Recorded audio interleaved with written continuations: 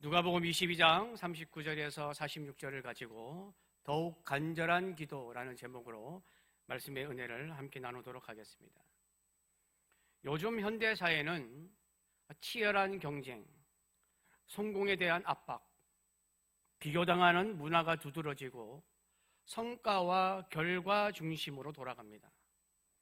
직장, 학업, 사회적 지위 모두 경쟁이 치열하기 때문에 서로 견제하면서 살아가는 세상이 되었습니다.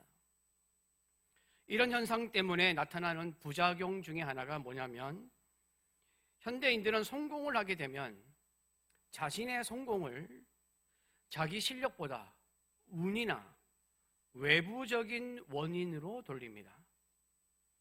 언젠가는 자기의 무능함이 드러날 것을 두려워해서 심리적인 불안을 겪는 것입니다. 이것을 일명 가면증후군이라고 부릅니다. 가면증후군은 자기가 다른 사람보다 뛰어난 실력을 갖추고 있음에도 불구하고 자신은 능력이 없는 존재라고 생각하면서 불안해하는 심리를 말합니다. 일이 잘 풀려도 주변 환경 덕분이라고 생각하고 운이 좋았다고 생각하면서 자기 능력에 대한 확신은 갖지를 못합니다. 이 가면증후군이 생기는 이유는 잘 되고 싶은 기대가 높은데 그 기대가 높은 만큼 실패에 대한 두려움도 크기 때문입니다. 심리적으로는 자기에게 최악의 상황이 벌어졌을 때에 마음의 충격을 줄이기 위해서 아예 자신을 그냥 과소평가하는 것입니다. 나는 원래 부족한 사람이야.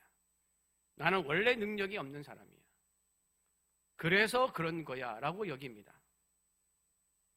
이 가면증후군은 남성보다 여성들에게 많이 나타난다고 합니다.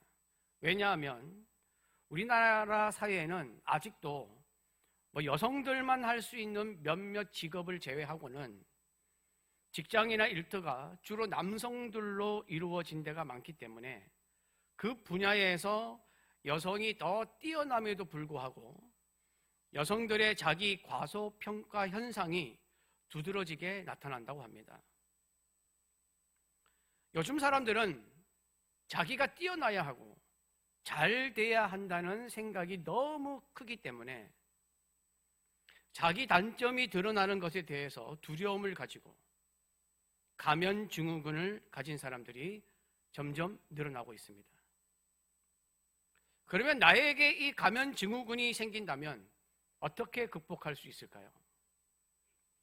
하나님은 우리 인간에게 나타나는 이 가면증후군에서 벗어날 방법을 성경에 이미 기록해 놓았습니다. 그리고 오늘 본문 말씀에 나오는 예수님도 그 방법을 사용하고 있습니다.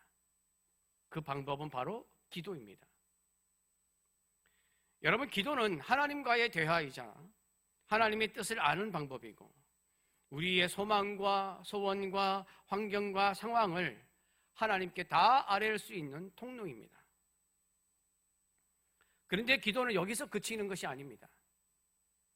기도는 세상의 주관자이신 하나님과 대화하며 교제하는 것이므로 우리가 생각하는 그 이상의 놀라운 능력과 비밀이 숨어 있습니다. 하나님의 자녀가 기도하면 하나님은 기도하는 하나님 자녀의 인생을 인도하시고 이루시고 주장하시기 위해서 움직이시고 함께 하시기에 기도하는 사람은 낙심과 절망과 불안과 두려움에서 벗어나는 것입니다.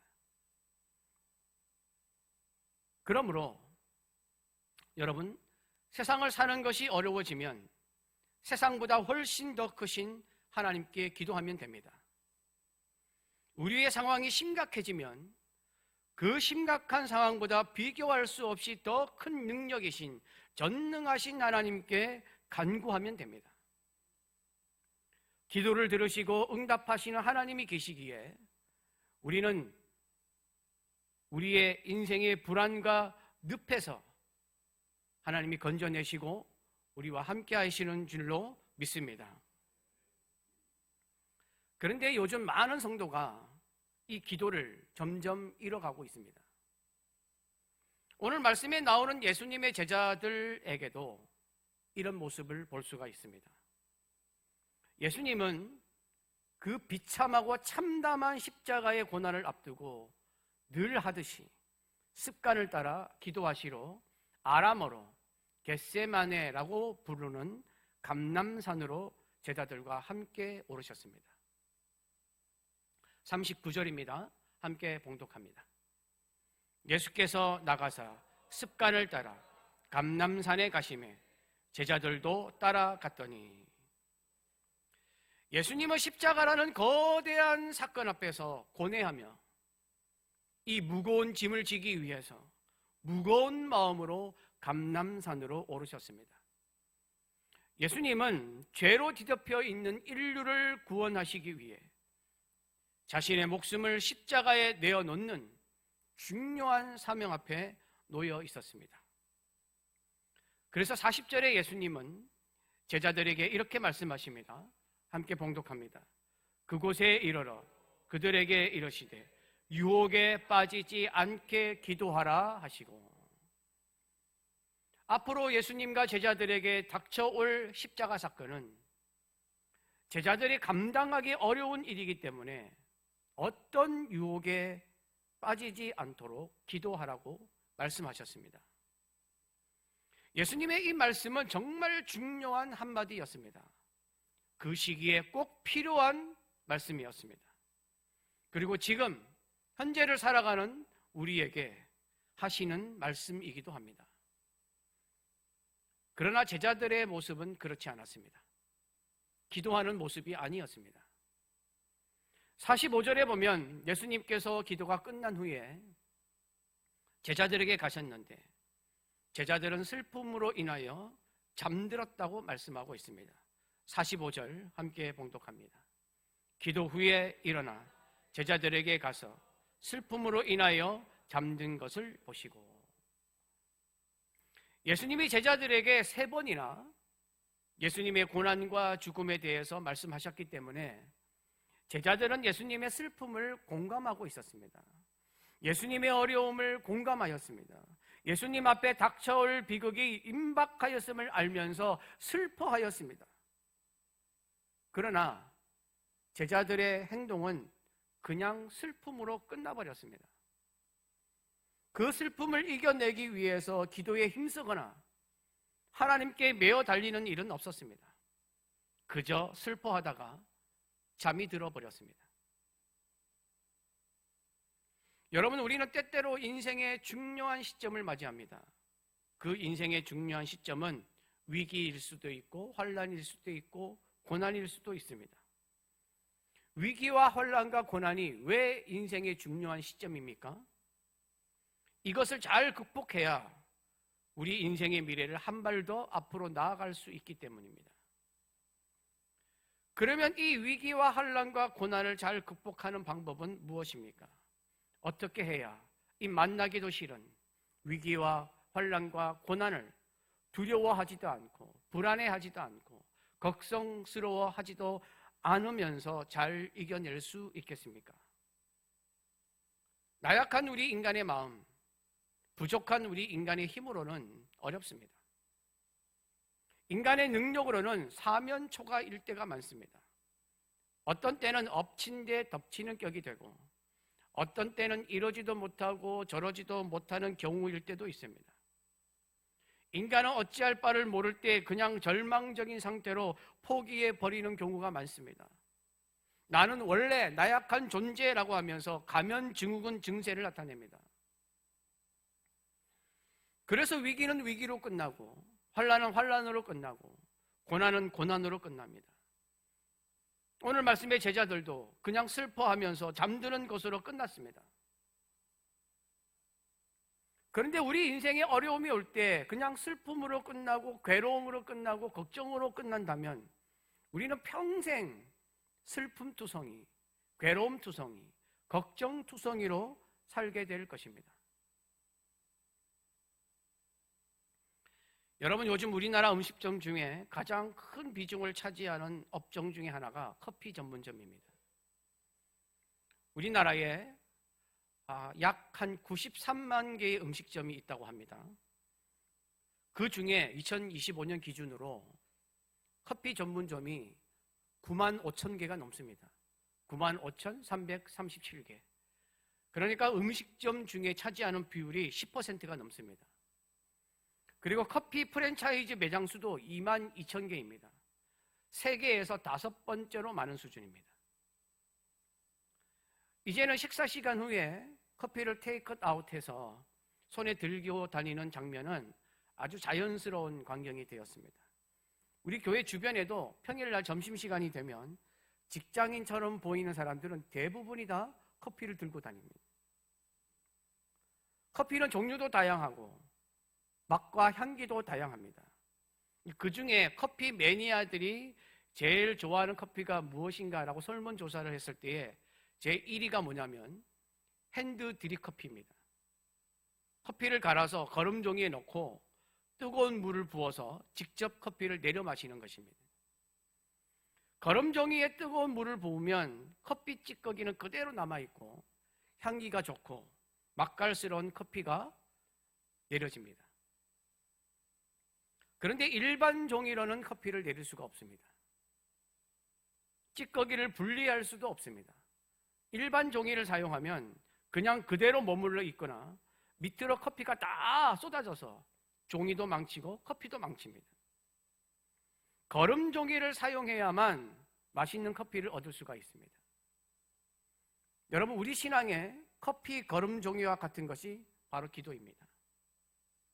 기도하면 하나님의 은혜와 능력과 역사하심의 물이 부어져서 우리의 위기와 환난과 고난이 기도라는 거름 종이로 걸러져서 찌꺼기가 되어버리고 우리에게는 하나님이 주시는 응답의 선물과 은혜의 열매들이 내려오는 것입니다. 그래서 우리의 인생이 슬픔투성이, 걱정투성이, 괴로움투성이가 되지 않게 하려면 하나님께 기도해야 합니다. 하지만 우리는 하나님께서 우리에게 주신 이 믿음의 걸음종이를 사용하지 않을 때가 많습니다. 왜냐하면 현대 그리스도인들은 모든 것이 편리해지는 시대를 살아가면서 신앙생활에도 편리를 찾기 때문입니다. 신속하고 빠른 것이 보편화되어 있는 이 세상을 살아가면서 기도도 신속하게 해야 되고 응답도 빨리 이루어져야 한다고 생각합니다. 하나님의 때를 기다리지 못합니다. 하나님의 뜻을 알려고 하지 않습니다. 마치 도깨비 방망이를 두드리면 바로 결과가 나오는 것처럼 내가 원하는 것, 내가 이루고자 하는 것이 빨리 이루어져야 그게 기도의 능력이라고 착각합니다. 이게 안 될 때는 낙심합니다. 신앙의 회의를 가집니다. 그래서 다른 방법을 찾습니다. 다른 방법은 뭐가 있겠습니까? 인간적으로 해결하려고 하거나 용하다는 점쟁이를 찾아가고 아니면 우상을 찾는 것입니다. 여러분, 2025년 2월 기사에 의하면 기독 청년들이 점집을 찾아간 비율이 45%가 넘습니다. 빨리 결과를 보고 싶고 빨리 미래를 알고 싶어서 맞든지 틀리든지 그 자리에서 답변해주는 점집을 찾아가는 것입니다. 그러나 그게 무슨 소용이 있습니까? 자기 인생도 알지 못하는 직업적으로 돈 벌려고 하는 인간 점쟁이가 뭘 알겠습니까? 그런데 사람들은 자기 눈앞에서 결과를 말해주니까 여기에 관심을 가집니다. 하지만 여러분, 예전에 모 TV 프로그램에서 10년간 무속인으로 활동했던 무속인이 이런 말을 한 적이 있습니다. 점을 보러 온 사람은 어항 속의 물고기다. 이 사람들은 이미 점을 믿을 준비가 되어 있어서 찾아왔기 때문에 이들에게 살이 끼었다고 말하거나 삼재가 끼었다는 식으로 겁을 주거나 호기심을 자극하는 미끼를 던지면 10중 8구 다시 찾아온다. 이때 점술가들은 장사 속을 이용한다. 점쟁이가 한 말입니다. 이처럼 우리는 때로는 하나님은 하나님이고 내가 원하는 것은 내가 원하는 때에 이루어지기를 바라기에 기도하지 않고 다른 방법을 찾으려고 할 때가 있습니다. 그러다 보니 하나님의 뜻은 구하지 않고 하나님을 향한 간절한 기도가 사라지고 새벽 기도가 사라지고 금식 기도가 사라지고 기도하는 시간은 점점 줄어들고 있습니다. 그래서 세상을 살기가 더 힘들어지는 것입니다. 하나님이 주신 걸음 종이를 사용하지 않고 인간적인 생각으로 일반 종이를 사용하다 보니 위기와 혼란과 고난에서 벗어나기는커녕 더 어려워지는 것입니다. 여러분, 하나님을 경외하는 자의 인생은 기도에 달려고 있다고 해도 과언이 아닙니다. 우리 인생과 신앙에 얽혀있는 문제는 기도, 하나님이 들으시는 기도에 달려있는 줄 믿습니다. 오늘 말씀에 예수님은 이 땅에 오신 후에 가장 큰 위기의 순간을 맞이하였습니다. 그래서 예수님은 기도하셨습니다. 그런데 여러분, 예수님이 어떤 분이십니까? 예수님은 우리와 같은 인간이 아닙니다. 예수님은 위대하신 하나님이십니다. 요한복음 1장에 보면 예수님이 어떤 분이신지를 잘 알려주고 있습니다. 예수님은 하나님의 아들이시고 하나님과 함께 계셨고 만물이 그로 말미암아 지은 바가 되었고 지은 것이 예수 그리스도 없이 된 것이 하나도 없으며 그 안에 생명이 있고 말씀이 육신이 되어 이 땅에 오신 분이라고 소개하고 있습니다. 예수님은 우리의 기도를 중보하시는 분이십니다. 우리의 기도를 들으시는 분이십니다. 우리의 기도를 응답하는 분이십니다. 요한복음 14장 13절 14절은 이렇게 말씀합니다. 너희가 내 이름으로 무엇을 구하든지 내가 행하리니 이는 아버지로 하여금 아들로 말미암아 영광을 받으시게 하려 함이라. 내 이름으로 무엇이든지 내게 구하면 내가 행하리라. 그러므로 예수님은 기도가 필요 없는 분이십니다. 그런데 왜 기도하셨습니까? 성경은 예수님이 기도하시는 모습을 왜 보여주는 것입니까? 이 땅에 사는 하나님의 사람들에게 기도가 얼마나 중요한지를 보여주는 것입니다. 이 험악한 세상을 살아가는 동안에 하나님의 도우심이 반드시 필요하다는 것을 보여주는 것입니다. 인생의 길을 가려면 반드시 하나님의 인도하심이 필요하다는 것을 보여주는 것입니다. 인생의 가장 중요한 시점에서 우리를 도울 수 있는 유일하신 분은 하나님이라는 것을 명백하게 보여주는 것입니다. 그래서 예수님은 기도하셨습니다. 기도의 본이 되셨습니다. 기도를 너무 많이 하셔서 기도가 습관이 되셨습니다. 이에 온 인류를 위해 참혹한 십자가를 져야 하는 중요하고도 긴박한 상황 속에서 예수님은 힘쓰고 애쓰며 기도하셨습니다. 44절입니다. 함께 봉독합니다. 예수께서 힘쓰고 애써 더욱 간절히 기도하시니 땀이 땅에 떨어지는 빗방울 같이 되더라. 예수님은 더욱 간절하게 하나님을 찾았습니다. 땀이 땅에 떨어지는 핏방울처럼 되도록 기도하셨습니다. 이 기도가 있었기에 예수님은 예수님이 생각하기에도 비참하고 처참한 십자가를 지라고 하시는 하나님의 뜻을 받아들였습니다. 기도하시면서 하나님의 뜻을 위하여 헌신하고 희생하기로 작정하셨습니다. 이처럼 간절한 기도는 우리를 두려움과 불안에서 벗어나게 합니다. 우리의 마음을 용감하게 만듭니다. 모든 어려운 상황을 극복하게 하는 줄 믿습니다. 이에 우리 명륜제일교회 모든 성도가 예수님의 기도를 본받아 기도하는 자로 세워지기를 축복합니다. 예수님처럼 기도를 많이 하여 습관이 되는 것을 목표로 하십시오. 습관의 기도는 우리를 영적으로 만들어줍니다. 우리를 강건하게 만들어줍니다. 평상시의 기도는 감사의 조건을 만들어주고, 중요한 시점에서 하는 기도는 그 상황을 극복하게 만들어줍니다. 나의 삶이 불안하십니까? 우리가 사는 사회가 걱정스럽습니까? 미래가 보이지 않아 두렵습니까? 기도하십시오. 그러면 어떻게 기도하면 될까요? 여러분, 어떤 분은 간혹 자기 기도가 약해서 기도의 능력이 있다고 생각되는 권사님을 찾아가 기도 부탁을 하고 그 권사님에게 어떻게 하면 되는지 확인하는 분이 계십니다. 여러분, 죄송하지만 그건 하나님이 원하시는 기도가 아닙니다. 물론 기도 제목을 함께 나누고 함께 기도하는 중보 기도는 정말 좋은 것입니다. 하지만 그 권사님은 기도를 많이 하는 분이지 하나님이 아닙니다. 그 권사님에게 찾아가서 묻는 것은 마치 점쟁이에게 찾아가서 자신의 문제를 물어보는 것과 같습니다. 기도는 다른 사람의 영적인 능력에 의존하는 것이 아니라 하나님과의 교제입니다. 하나님은 그 권사님에게만 응답하는 분이 아니십니다.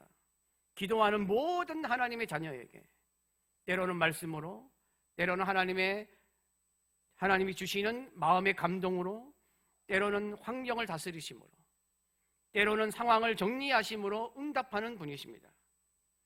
하나님은 여러분이 직접 하나님께 기도하기를 원하십니다. 그래서 기도를 통해 여러분과 대화하기를 원하십니다. 여러분과 교제하기를 원하십니다. 성경은 예수님의 겟세마네 기도를 통해서 우리가 그러면 어떻게 기도해야 할지를 잘 알려주고 있습니다. 오늘 본문 말씀 42절에 예수님은 이렇게 기도하십니다. 42절입니다. 함께 봉독합니다. 이르시되 아버지여, 만일 아버지의 뜻이거든 이 잔을 내게서 옮기시옵소서. 그러나 내 원대로 마시옵고 아버지의 원대로 되기를 원하나이다 하시니. 이 본문이 마가복음 14장 36절에는 조금 다르게 되어 있습니다. 마가복음 14장 36절 이르시되 아빠 아버지여, 아버지께는 모든 것이 가능하오니 이 잔을 내게서 옮기시옵소서. 그러나 나의 원대로 마시옵고 아버지의 원대로 하옵소서 하시고, 하나님은 모든 것이 가능하신 전능하신 분이라고 고백하고 있습니다. 이 예수님의 기도에 우리가 어떻게 기도해야 하는지 세 가지를 가르쳐 주고 있습니다. 첫째, 하나님 아버지는 모든 것을 가능하게 하시는 전능하신 분이심을 믿음으로 고백해야 합니다. 둘째, 여러분이 원하는 소원을 아뢰는 것입니다. 예수님도 이 처참한 십자가의 고통의 잔을 받지 않게 내게서 옮겨달라고 요구하셨습니다. 셋째, 그러나 내가 원하는 대로 마시고 하나님 아버지가 원하는 대로 하옵소서. 즉 하나님의 뜻을 구해야 합니다. 여러분, 이사야서 55장 8절에서 9절에는 이런 말씀이 나옵니다. 이는 내 생각이 너희의 생각과 다르며 내 길은 너희의 길과 다름이니라. 여호와의 말씀이니라. 이는 하늘이 땅보다 높음같이 내 길은 너희의 길보다 높으며 내 생각은 너희의 생각보다 높음이니라. 하나님의 길은 우리가 생각하는 길보다 훨씬 높고 하나님의 생각은 우리의 생각보다 훨씬 높다고 말씀하십니다. 그러므로 하나님의 뜻대로 되는 것이 우리에게 주시는 최고의 은혜입니다. 그러므로 기도할 때 항상 하나님의 뜻이 무엇인지 물어야 합니다. 이 예수님의 기도가 바로 우리가 해야 할 기도입니다. 하나님 아버지, 하나님은 모든 것이 가능한 줄로 믿습니다. 내 기도를 들어주옵소서. 그러나 내가 원하는 대로가 아니라 하나님이 원하시는 대로, 하나님의 뜻대로 이루어 주옵소서. 여러분, 우리의 기도는 살아계신 하나님께 드리는 기도입니다. 살아계신 하나님은 우리의 기도를 듣고 응답하시기 위해서 친히 일어나 우리를 위하여 일하시는 분이십니다. 예레미야 33장 2절에서 3절입니다. 이를 행하시는 여호와, 그것을 만들며 성취하시는 여호와, 그의 이름을 여호와라 하는 이가 이와 같이 이르시도다. 너는 내게 부르짖으라. 내가 내게 응답하겠고 내가 알지 못하는 크고 은밀한 일을 내게 보이리라. 우리의 기도를 들으시는 하나님은 아무것도 없는 흑암 속에서 천지를 창조하신 분이시고 온 세상의 만물을 운영하시고 주관하시는 분이시며 온 나라의 역사를 움직이는 분이시며 모든 민족, 모든 나라, 모든 사람을 주장하시는 분이십니다. 이 하나님께서 우리의 기도를 듣고 계시기에 기도는 우리를 소망의 항구로 인도하고 우리를 희망 가운데 있게 하는 줄로 믿습니다. 여기에 하나님이 우리의 기도를 도우시는 원리를 아주 잘 설명하고 있는 예화가 있습니다. 여러분, 줄탁동시라는 말이 있습니다. 이게 무슨 말이냐면 병아리가 닭이 알을 낳으면 병아리가 부화를 하지 않습니까? 부화를 하기 시작하면 3시간 안에 이 알 껍질을 깨뜨리고 나와야 한답니다. 그렇지 않으면 질식하고 그냥 살아남지 못한다고 합니다. 이 알 속의 병아리가 어떤 일을 하냐면 그 알 안에서 이 껍질을 깨뜨리고 나오기 위해서 껍질 안에서 아직도 여물지도 않은 그 약한 부리로 사력을 다해서 막 껍질을 쪼아댑니다. 안에서 막 껍질을 쪼아대는데 그게 줄입니다. 떠들줄. 이때 어미닭이 알을 깨기 위해서 병아리가 그 약한 부리로 계속 막 껍질을 쪼아대고 있을 때 그것을 알아차리고 병아리가 알을 깰 수 있도록 어미의 크고 튼튼한 부리로 밖에서 알을 팍팍 쪼아줍니다. 그게 탁입니다. 쪼을탁. 그래서 혓병아리가 알을 깨고 나오기 위해서는 이 줄과 탁이 동시에 이루어져야 병아리가 알을 깨고 나옵니다. 그래서 줄탁동시라는 말이 나온 것입니다. 여러분, 이것이 기도의 원리입니다. 우리의 기도는 햇병아리의 부리처럼 연약합니다. 힘이 없습니다. 여물지도 않았습니다. 그러나 병아리가 사력을 다하여 껍질을 막 쪼아대는 것처럼 우리가 힘을 다해 기도하고 간절하게 기도하면서 하나님을 바라볼 때에 크고 위대하시며 전지전능하신 하나님이 우리의 기도를 듣고 어미닭이 크고 튼튼한 부리로 알 껍데기를 팍팍 쪼듯이 위대하고 놀라운 능력으로 우리에게 임하시는 줄 믿습니다. 여러분, 힘드십니까? 어렵습니까? 위기입니까? 환난입니까? 불안하십니까? 두려우십니까? 만약 그렇다면 이것은 하나님께서 나에게 기도하라고 보내시는 영적인 신호입니다. 이 영적인 신호를 받고 계신다면 지금 당장 기도를 시작하십시오. 기도에 힘쓰십시오. 예수님처럼 습관을 따라 힘쓰고 애쓰고 더욱 간절하게 기도하십시오. 하나님이 여러분을 붙잡아 주시고 지켜주시고 인도하시고 치유하시고 회복하시며 은혜를 주시고 역사를 보여주실 줄로 믿습니다. 여러분 모두가 기도를 회복하는 자가 되어서 어떤 일을 만나고 어떤 시험이 와도 믿음의 승리자, 세상의 승리자, 인생의 승리자가 되어서 하나님께 영광을 돌리며 사는 자들이 되시기를 간절히 바랍니다.